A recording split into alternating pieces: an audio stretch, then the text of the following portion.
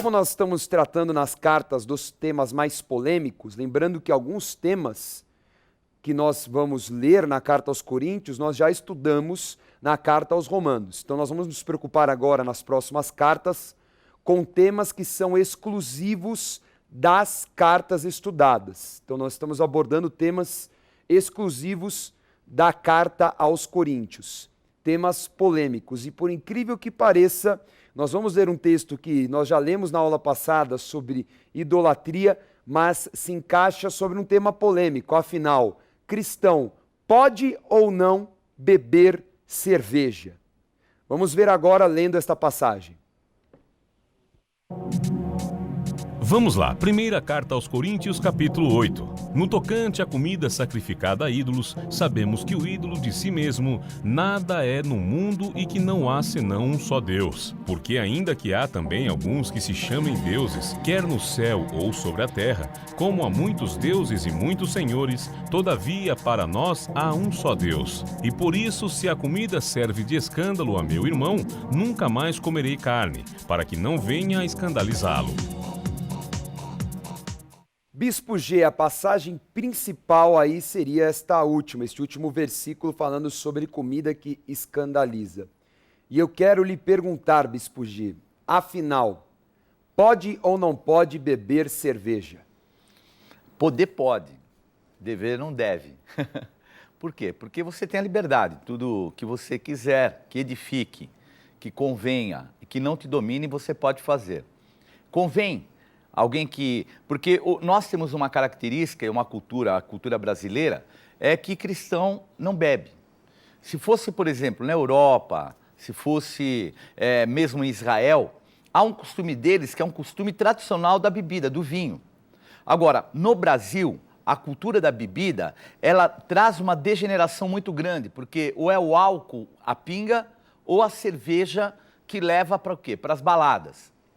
Então, como testemunho, o cristão não deve de maneira nenhuma ir e tomar uma cerveja com as pessoas. Ele pode até na casa dele beber, assim, obviamente, sem deixar dominá-lo. Porque tem gente que tem a liberdade de tomar e toma uma caixa, né? Então, quer dizer, já está sendo dominado, então está perdendo a liberdade. E, obviamente, se convier. Porque se te domine, você não toma. Se não convive, você não vai tomar também. Se não edificar, para que tomar? Então, eu acho que não deve tomar de maneira nenhuma, principalmente como a gente vê na rua, as pessoas. Por exemplo, eu chego, Bispo G, numa lanchonete, peço uma cerveja. Então, a interpretação das pessoas, tanto as pessoas do mundo quanto cristãos, é que nós não devemos beber. E eles podem o quê? Se escandalizar na minha atitude. Ou até pior, alguém que já teve um passado de alcoolismo, ao ver a minha liberdade, de repente acha que também tem a mesma liberdade. Ele não tem. Porque ele começa de novo a tomar o álcool e pode ser dominado e ser destruído. Esta última passagem falou exatamente sobre escândalo. Se vai escandalizar o meu irmão, melhor que eu não faça. E há muitas pessoas, Bispo G, que vêm também com esse argumento. Fala assim, então agora eu vou me privar daquilo que eu gosto? Então, por exemplo, a pessoa gosta de beber cerveja. Gosto por gosto. Então eu não vou poder mais beber publicamente porque eu tenho que me preocupar com o que o outro ser humano acha? E aí, Bispo G? Porque é complicado, não é? Deve ou não deve? Porque então, agora, Deus está me privando do meu gosto? De maneira nenhuma. Por amor à pessoa que tem consciência fraca, você vai deixar de tomar uma cerveja, talvez na frente da pessoa, para não escandalizá-la. Então, a palavra escandalizar é quando você interfere na salvação do outro. Então, por uma atitude tua errada, alguém pode se escandalizar e cair na fé. É uma realidade. Então, por amor a essa pessoa, você não vai ferir a consciência dele, você vai deixar de comer, de tomar, de beber, seja o que for que você possa ter liberdade. Tá certo. Vamos para o próximo polêmico tema, Bispo G. Vamos falar agora de casamento e sexo. Vamos ler a passagem do capítulo 7. Vamos lá, primeira carta aos Coríntios, capítulo 7. Quanto ao que me escrevestes, é bom que o homem não toque em mulher, mas por causa da impureza, cada um tem a sua própria esposa, e cada uma o seu próprio marido. O marido conceda à esposa o que lhe é devido, e também, semelhantemente, a esposa ao seu marido. Não vos priveis um ao outro, salvo talvez por mútuo consentimento, por algum tempo, para vos dedicardes à oração, e novamente vos ajuntardes, para que Satanás não vos tente por causa da incontinência. E aos solteiros e viúvos digo que lhes seria bom se permanecessem no estado em que também eu vivo. Caso, porém, não se dominem, que se casem, porque é melhor casar do que viver abrasado. Com respeito às virgens, não tenho mandamento do Senhor, porém dou minha opinião. Como tendo recebido do Senhor a misericórdia de ser fiel, considero por causa da angustiosa situação presente, ser bom para o homem permanecer assim como está. Hoje ele coloca aqui nesta carta algumas coisas um pouco complicadas, né? E vamos tentar esclarecê-las, né? O primeiro é o seguinte: Deus criou o homem e a mulher para constituírem uma família e dá uma ordem a eles: multiplicai-vos, povoai a terra e dominai sobre todas as coisas. De repente nós vemos aqui o apóstolo Paulo falando assim: é melhor não casar. Ele fala isso. Primeiro ele fala assim: não é bom que toque numa mulher, melhor não se casar. Mas, por causa da impureza, ou seja, por causa dos desejos da carne, se o homem não consegue se dominar, se ele não consegue, vamos dizer assim, segurar a sua vontade sexual, então melhor que se case. Então, aí eu te pergunto, sujeito, então ele está colocando que case-se por causa do sexo? Bom, primeiro, o que ele coloca aqui, é bom que o homem não toque mulher, isso é em relação ao que alguém escreveu para ele. Então, pode ter sido escrito muita coisa. Por exemplo, vou dar um exemplo. Pelo que ele coloca aqui, é bom que o homem não toque mulher. Ele podia estar escrevendo assim: olha, tem a minha vizinha, posso me deitar com ela? Posso ter contato íntimo com ela? Então, quanto a isso que você está escrevendo, não pode. Porque você não deve tocar mulher. No mínimo, falando alguém solteiro que estava em alguma coisa. Porque ele de maneira nenhuma vai privar alguém que é casado, porque logo em seguida ele fala aos casados, para um se privar do outro de jeito nenhum. Então aqui é exceção da exceção da exceção da exceção que eles se privem um ao outro. E só para se abster para oração, única coisa, e depois voltarem a ter contato normal. Agora, o que acontece? Nós temos que entender o momento que ele estava vivendo. O momento era um momento de perseguição, era um momento que a igreja estava sendo perseguida. Então, alguém solteiro era muito mais fácil se adaptar à perseguição, porque se vem alguém hoje e persegue os cristãos aqui, ele se desloca para lá, vai num lugar, vai para outro, e agora com família, com a esposa, com os filhos. Então, nós temos que entender o momento, que era um momento de perseguição da igreja. Então, nesse contexto que Paulo está falando, é que ele estimula a serem como ele é. Pelo que nós percebemos, Paulo ou era divorciado ou solteiro. Solteiro dificilmente, porque ele fazia parte do Sinédrio. E uma das prescrições para que fizesse parte do Sinédrio é que fosse alguém casado. Exercer o voto no Sinédrio exigia isso? Exigia que fosse casado. Mas pelo que nós vemos aqui, ou ele era divorciado, ou, entre aspas, solteiro, dificilmente por causa desse contexto que nós acabamos de falar. Então, quando ele fala que prefere que sejam como ele, por causa da situação que ele próprio coloca, do momento que eles estão vivendo. E não simplesmente para que a pessoa se torne solteira. Mas aqui fala, se o solteiro não consegue se conter, ele não consegue, porque aqui mostra que não deve ter relações sexuais fora do casamento. Aqui ele deixa isso muito claro. Então, já que você não pode se conter, é melhor que se case do que viver abrasado. Porque a pessoa vivendo abrasada, ela perde a noção de alguns valores. Por exemplo, o apóstolo Paulo fala para nós tratarmos as mulheres da igreja como a irmãs. Agora imagine uma pessoa que é abrasada, que fica com aquilo na mente, né? Porque é algo instintivo no homem e na mulher, no homem ainda mais forte. Então, é esse instinto, de repente, muito forte. A pessoa é solteira, então é um problema, porque dificilmente a pessoa vai ficar olhando para uma irmã nesse contexto. Para isso, então, que o casamento é feito e ele é lícito. Hoje em dia, nós estamos vivendo um tempo de liberdade. Então, o que ocorre? A família, aquilo que o Senhor instituiu, que desde o começo o Senhor falou, não é bom o homem estar só. Falei uma ajudadora. Então, o contexto atual é para que o homem se case na liberdade. Não há uma condição de guerra, de perseguição, que possa motivar a não exercer uma família. Aqui no final fala sobre as virgens, mas na verdade ele está querendo dizer sobre solteiros virgens, né? Pessoas que nunca namoraram, casaram, e ele fala que é melhor que fique mesmo sozinho por causa da circunstância. Ele deixa claro que é uma angustiosa situação presente. Então, na verdade, é um conselho dele, não é um mandamento. Ele deixa bem claro, ó, isso aqui não é um mandamento de Deus. O mandamento de Deus é que vocês casem e se multipliquem. Mas por causa da situação presente, por tudo que nós estamos vendo, o sofrimento de muitas pessoas, naquele momento, o ideal era que não se casassem. Então claro. Aqui ele usa um termo muito forte, que é angustiosa situação presente. E essa palavra é uma palavra de um momento muito, muito difícil, extremamente difícil. Então, angústia, né, um termo muito forte, pesado. Então, ele deixa isso claro. Por causa da situação, é melhor se manter virgem, quer dizer, não se casar do que vir a casar e, de repente, passar por tribulações maiores. Agora, uma outra questão, Bispo G, que nós vemos aqui, é sobre o sexo no casamento, dentro do casamento.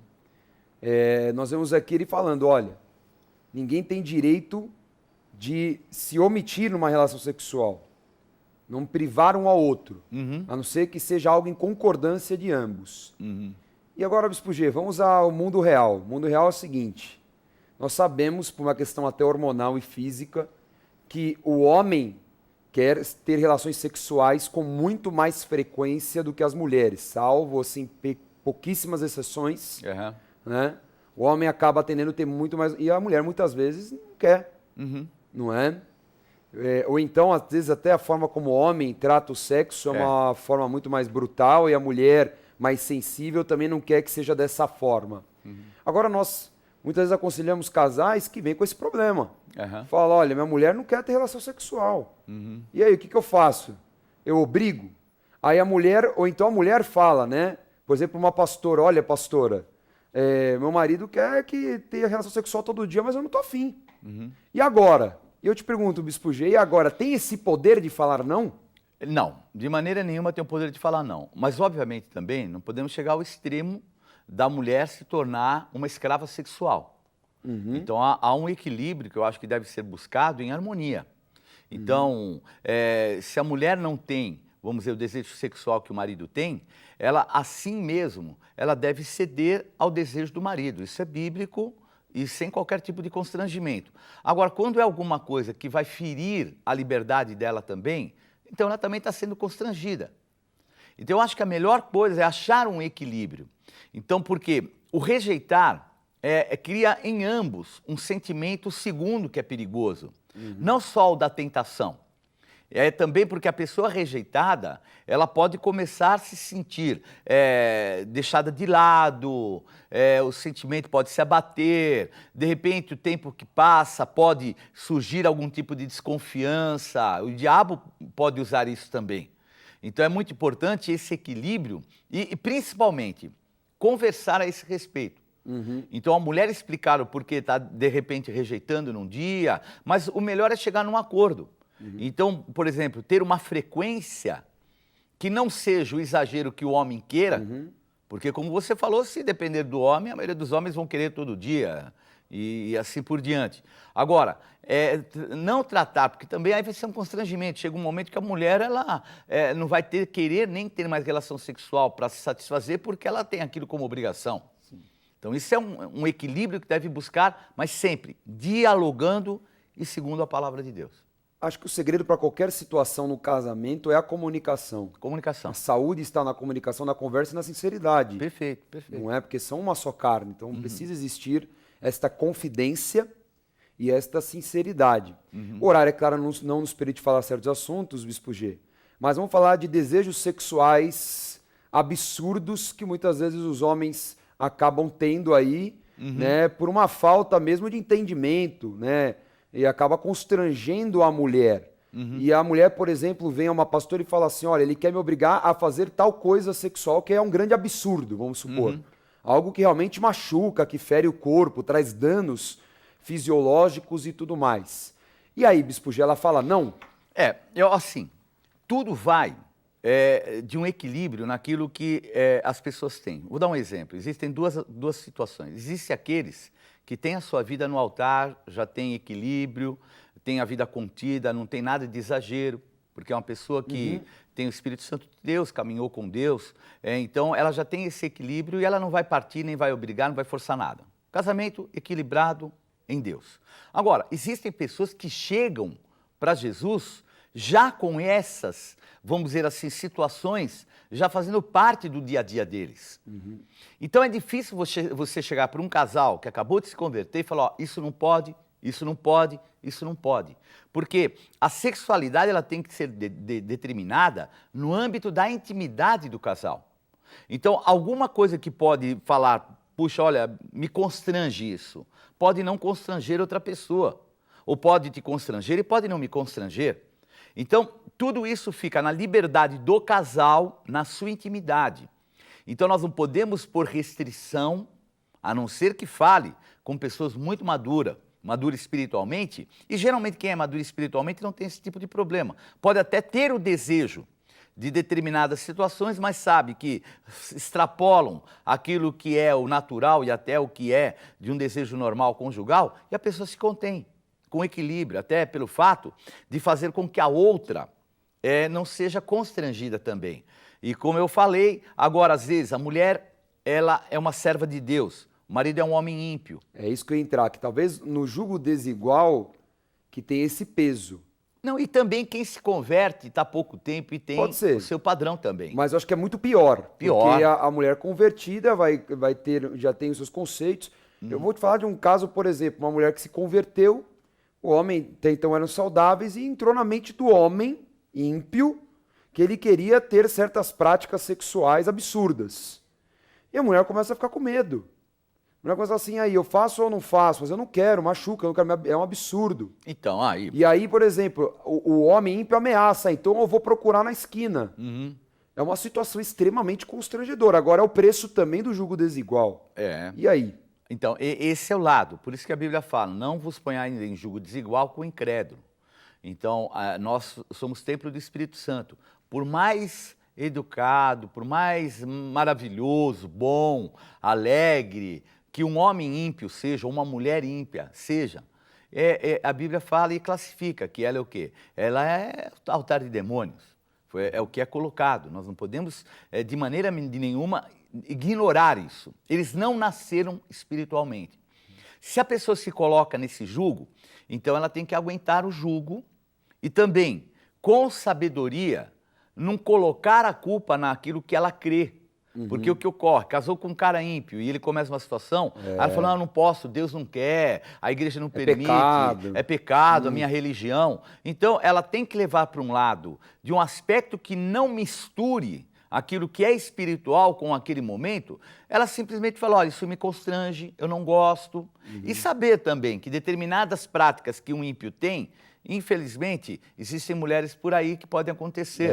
Então, ela achou que deveria casar com um cara ímpio, infelizmente vai pagar um preço, porque é raro o ímpio que não trai a mulher nesse país. 50 tons de todas as cores do arco-íris. Todas. Né? Pode ter certeza. Infelizmente, né? Essa é a realidade. Falando já nesse assunto, Bispo G, vamos ler porque esse capítulo fala sobre jugo desigual e divórcio. E aí? Vamos ler então essa passagem. Continuando. Ora, aos casados ordeno, não eu, mas o Senhor, que a mulher não se separe do marido. Se, porém, ela vier a separar-se, que não se case ou que se reconcilie com seu marido, e que o marido não se aparte de sua mulher, e a mulher que tem marido incrédulo, e este consente em viver com ela, não deixe o marido, porque o marido incrédulo é santificado no convívio da esposa, e a esposa incrédula é santificada no convívio do marido crente. Doutra sorte, os vossos filhos seriam impuros, porém agora são santos. Mas se o descrente quiser apartar-se, que se aparte. Em tais casos não fica sujeito à servidão nem o irmão nem a irmã. Deus vos tem chamado à paz. Ande cada um segundo o Senhor lhe tem distribuído, cada um conforme Deus o tem chamado. É assim que ordeno em todas as igrejas. Esta passagem final, né? Ande cada um segundo o que o Senhor tem lhe distribuído, ou seja, o que cada um pode suportar. Perfeito. Sim, né? Uhum. É isso. É? Você ande por aquilo que você pode suportar. Quem pode suportar, suporte. Quem não consegue suportar, então abra mão. Agora, Bispo G, aqui ele vai falar sobre o casamento com o ímpio. Ou sobre uma pessoa que já era casada e se converteu, mas o marido continua ímpio ou a esposa continua ímpio. Né? Pode acontecer. Aqui fala que sim, que é possível resistir. Que o ímpio pode se converter pelo bom testemunho ou ser santificado pelas atitudes? Pode acontecer, pode ser que nunca aconteça, porque a salvação é individual. E há quem permaneça na igreja com o cônjuge ímpio o resto da vida, e isso também não é laço. Mas há outras situações que viram laço. Sem dúvida. Né? Que impedem a pessoa de exercer o chamado. E acaba de alguma forma, assim, se a gente colocar num plano estatístico, Bispo G, que limita o ministério, limita o chamado, é impossível não limitar. E a pessoa ela tem que conviver com isso, com essa realidade. Se você pode suportar, suporte. Bem. Agora também, até onde, Bispo G? Por que eu pergunto isso?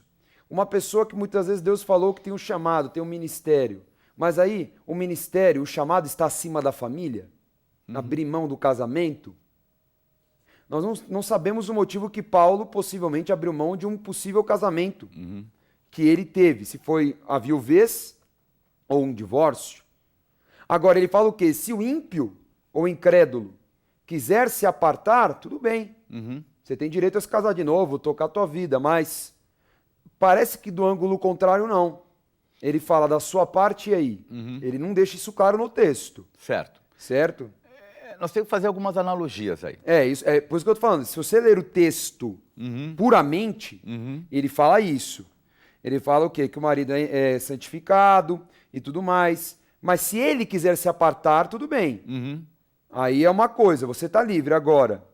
Ele fala assim, se porém ela vier a separar-se, que não se case ou que se reconcilie com seu marido. Só que também ele fala única e exclusivamente para a figura da mulher. Ele está desprezando a figura do homem. Se for o contrário, o homem é o cristão e a mulher é ímpia. Aqui não é mencionado. Então nós temos que entender duas coisas muito importantes. Primeiro, o que a palavra de Deus diz, fazer uma analogia do que é a palavra, discernir, e outra, entender o que é o costume do momento. Então a mulher, naquela situação que ela vivia antes, ela não tinha essa liberdade que o homem tinha. Porque o homem, quem dava a carta de divórcio era o homem. Então a mulher, raramente ela daria, pelo fato porque a mulher depois ela ficava marcada. Há pouco tempo atrás, não muito tempo, 30 anos atrás, a mulher separada ela era marcada aqui no país. Imagine, nós estamos falando do século passado. Ela tinha essa marca.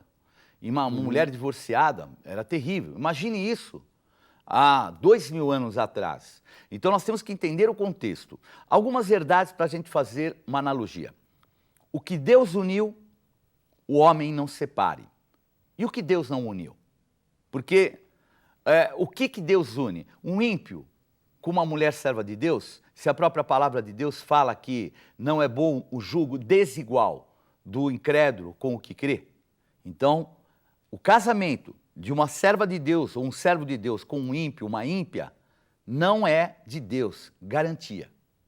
Por mais amoroso, por tudo aquilo que nós falamos. Por mais que ainda que se case, como já aconteceu, vim depois falar, por exemplo, a um pastor assim, você falou que não ia dar certo, mas deu certo, sou feliz. Aleluia. Você é feliz, mas o que nós estamos colocando? Por quê é feliz? Porque o marido consente em ficar com a esposa que crê. Mas existem maridos que não consentem, que proíbem ela de ir para a igreja, que falam contra a igreja. E isso acontece muito. Quer dizer, está inibindo o ministério e até de uma certa forma a salvação dela. E o pior, comprometendo os filhos. Então, nesse ponto que um ímpio chega a fazer isso, já demonstra claramente que não existe essa união. Essa união não é uma de Deus. Então, o que Deus uniu, o homem não separe. Mas e o que Deus não uniu?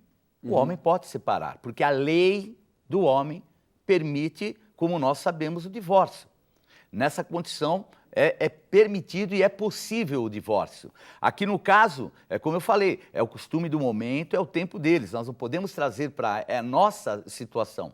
Agora, quando um homem de Deus casa com uma mulher de Deus e tem consciência de que estão casando no Senhor e é Deus unindo, não adianta falar, me arrependi, pode arrumar a desculpa que quiser, porque não tem desculpa para se arrumar entre um homem e uma mulher que creem mesmo, né? Porque às vezes eu já vi homem que fala assim, começa a ir na igreja para casar com a mulher. Depois que casou com a mulher, enganou a mulher, aí não quer mais ir na igreja, fala mal de igreja e não foi Deus quem uniu.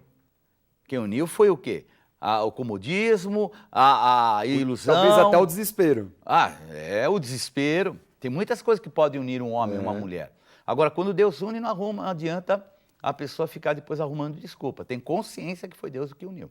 Muito bem. Nós iríamos entrar já no capítulo 9, Bispo G, mas veio uma pergunta muito interessante e que às vezes dá um certo caldo aí, né? Dá um probleminha, né?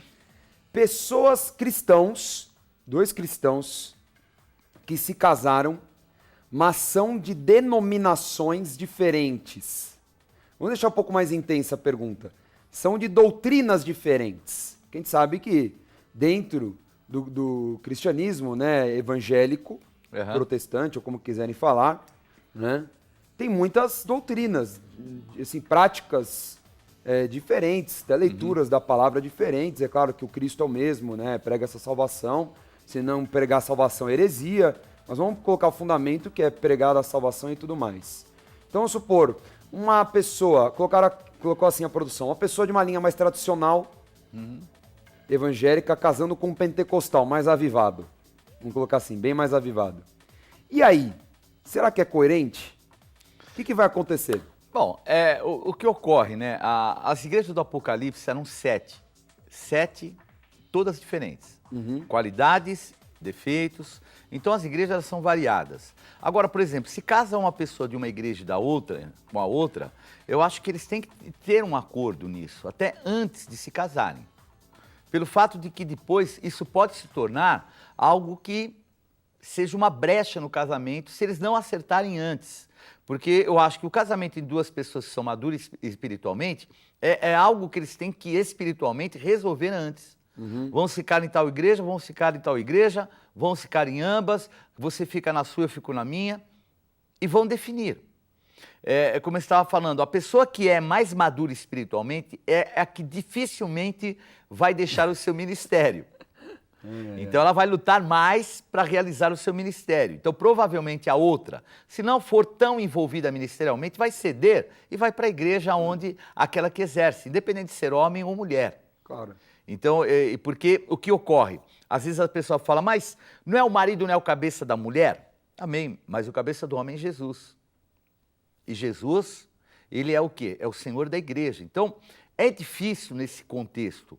Obviamente a mulher tem que ser equilibrada, porque se for necessário, ela tem que ser submissa ao marido. Porém, isso deve acontecer tudo conversado antes de casar, como duas pessoas maduras e definir direitinho para que não haja nenhum tipo de situação que vá no futuro ser o quê? Um comprometedor da aliança que eles estão assumindo diante de Deus. Ou seja, se não dá para manter os dois em igrejas diferentes, se for para se unir, talvez o mais coerente, Bispo G, não sei, mas seria aquele que até tem mais atribuições ministeriais dentro de um ministério. Concordo. Perfeito. Não é? Eu acho que é algo que tem que ser avaliado também. Perfeito. Às vezes a pessoa, vamos supor, é um pastor e o outro é só um obreiro, alguma coisa assim, um aspirante. Sabe que o outro tem outras atribuições lá, muito mais sérias, né? Ou tem mais tempo de caminhada para ter essa atribuição, enfim. Então é algo também a ser avaliado, né? Dentro desta escolha. Bom, agora vamos entrar no capítulo 9. Então, vamos falar sobre outro tema polêmico. Afinal, O pastor tem direito a salário ou não? Vamos ler. Vamos lá, primeira carta aos Coríntios, capítulo 9. Se nós vos semeamos as coisas espirituais, será muito recolhermos de vós bens materiais? Não sabeis vós que os que prestam serviços sagrados do próprio templo se alimentam? E quem serve ao altar do altar tira o seu sustento? Se anuncio o evangelho, não tenho de que me gloriar, pois sobre mim pesa essa obrigação. Porque ai de mim se não pregar o evangelho. Se o faço de livre vontade, tenho galardão, mas se constrangido, é então a responsabilidade de dispenseiro que me está confiada. Nesse caso, qual é o meu galardão? É que evangelizando proponho de graça o evangelho para não me valer do direito que ele me dá, porque sendo livre de todos, fiz-me escravo de todos, a fim de ganhar o maior número possível. Muito bem, apóstolo Paulo se tornou um grande pregador do evangelho, fundamentou igrejas, e é claro que ele precisava de sustento.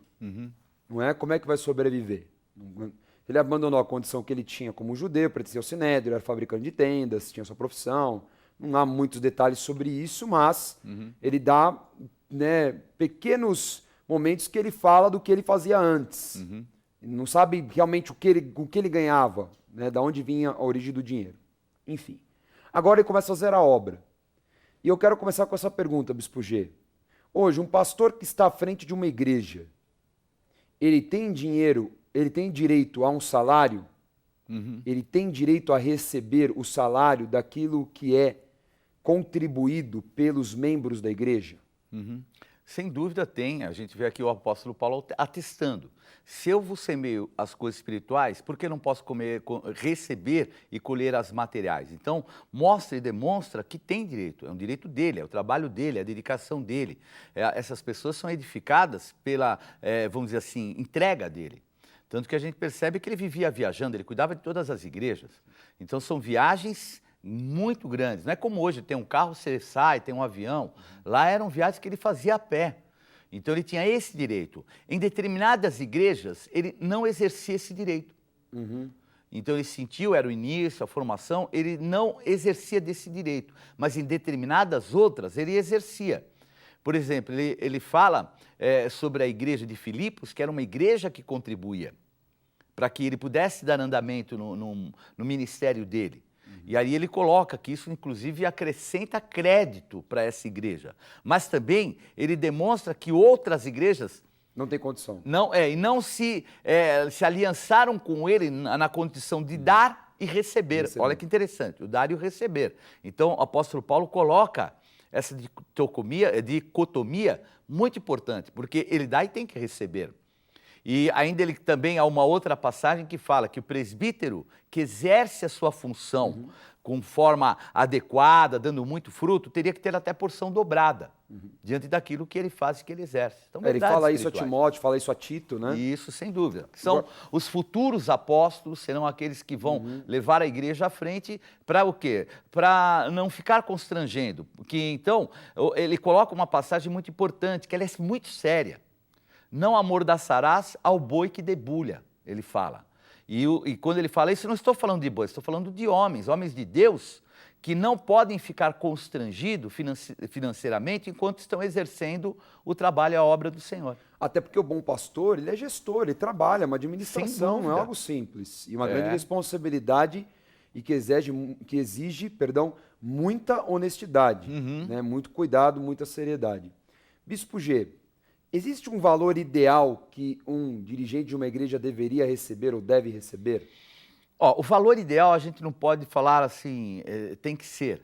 Mas a realidade que a gente vê na palavra de Deus, desde a época da antiguidade, é que os levitas e os sacerdotes, o sumo sacerdote, todos eles tinham direito ao dízimo. Então o dízimo era para manutenção da igreja, né, do templo, e também para manutenção deles pessoal. Mas também eles davam dízimo do dízimo, eles eram também dizimistas. Então eu creio que o valor do dízimo é um valor, 10% daquilo que a pessoa gera, é algo tangível e possível para aquele que exerce a sua função espiritual. Seria algo justo, e inclusive o apóstolo Paulo, ele faz essa comparação no texto que nós lemos. Ora, O sacerdote que faz o serviço sagrado no templo não tem direito? Então nós também teríamos direito. Sem dúvida. Não é? E um lado, Dani, muito interessante, é porque quando foi instituído o dízimo, e ele tinha o foco voltado para abençoar a tribo de Levi. Então, a tribo de Levi é que estavam sacerdotes e assim por diante. Então, a tribo de Levi, ela tinha direito de receber o dízimo de cada tribo, eram 12. Então, eles recebiam 12 décimos. E as tribos que trabalhavam sem ser para o Senhor, cada uma delas ia ficar com 9 décimos. Porque o 1 décimo está Entregando. semeando na tribo de Levi. Então, Levi, por direito, vai ficar com 12 nonos, né? 12 nonos. Enquanto, aliás, 12 décimos, desculpe, 12 décimos. Enquanto que as demais tribos, os príncipes, né, aqueles que trabalham, iriam ficar com 9 décimos. Então, a porção do sacerdote, a porção dos levitas, era praticamente 20% a 25% maior do que a dos príncipes. Demonstrando que o serviço na obra do Senhor, ele deve ser remunerado e honrado. Mais valorizado do que os outros. Do que os outros. Pois é. E vemos aí grandes críticas, né? Talvez pelo mau exemplo de alguns, talvez. Mas o ponto é, quem julga é Deus. Sem dúvida. Não é? E cada um vai julgar mediante os seus atos. Agora, que a Bíblia é clara sobre a questão da honra das autoridades espirituais, ela é muito clara. Categórica, Né? porque, inclusive, nós vemos no caso da reconstrução do templo, Neemias ele coloca lá que foi a parte dos sacerdotes que teve que ser desenvolvida. Por quê? Porque eles agora estavam, sabe o quê? Plantando, estavam voltando a trabalhar. E voltando a trabalhar, eles iam cuidar dos seus afazeres e deixarem as coisas de Deus de lado. Isso aconteceu na época de Neemias, aconteceu também com Ezequias, né? Um pouco antes, por causa da idolatria do pai de Ezequias. Então, mostrando claramente isso, porque o homem de Deus não pode se voltar para o trabalho normal secular. Nós, inclusive, né? Nós exercemos a porção dobrada. Eu o dia inteiro eu trabalho. Eu acordo 7 horas e já começo a trabalhar e vou até a noite. Hoje, por exemplo, eu já trabalhei o dia inteiro. Estou vendo aqui fazendo programa, daqui eu vou pregar na Arep e à noite eu vou fazer das 11 a 1 hora da manhã o programa de rádio. Se nós analisarmos, Bispo G, pessoas como nós, com formação acadêmica, algumas que vinham de mercado, trabalharam já em mercado secular, nosso próprio apóstolo, aquilo que nós recebemos, comparativo ao que trabalhamos fora, ele é inferior. Se nós vamos colocar numa análise humana. Perfeito. Comparando ao que nós trabalhamos por hora. Perfeito. Não é? Perfeito. Isso é uma coisa muito séria. Porque uma pessoa uma vez falou assim para mim, uma empresa falou assim, nossa, vocês trabalham o dia inteiro e depois pregam à noite, cuidam da igreja, trabalham de novo e tal e tal. Quer dizer, ele falou assim, vocês trabalham mais horas, muito mais, do que uma pessoa que trabalharia numa empresa multinacional, uma empresa ou com o seu próprio negócio. Com toda E certeza. eu não duvido, não duvido. Né? Isso falando com um empresário de grande porte. Então, isso é algo... Às vezes a pessoa fala assim, nossa, o pastor está com um carro novo. Ué, não teria direito a ter? Sem dúvida. Pelo que ele trabalha? Se realmente é um cara que não trabalha, é claro, ele vai ser julgado por isso, porque ele não vai atingir metas também.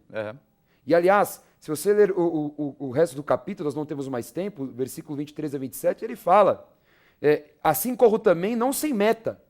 Assim luto não como desferindo golpes no ar. Quer dizer, Paulo tinha metas também. Ele não ia... Tem objetivos. Sem objetivo... De salvação, é cego. de crescimento. Se você não tem... Fala assim, por que tem meta na igreja? Sem meta, a gente não tem alvo, não tem, Lógico, cego, é um crescimento cego. Precisa ter. Paulo estabelecia metas e objetivos. Pode até falar mais na próxima aula. E ele ainda fala, eu esmurro meu corpo, quer dizer, ele ia até acima do que era o nível da condição física dele. Claro, ele se sujeita a trabalhar mais do que seria o comum.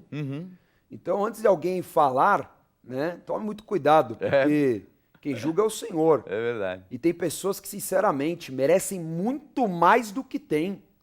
Tá? Muito mais. E a palavra fala, ao presbítero que exerce bem o seu trabalho, é digno de honra dobrada, de valores dobrados. Quer dizer, então isso até é bíblico. Dobrado honorário fala, né? Honorário. No sentido de pagamento, mesmo. Pagamento. Honores. Honores, que é pagamento no grego. Quer dizer, ele deixa bem claro que é relativo a salário. Né?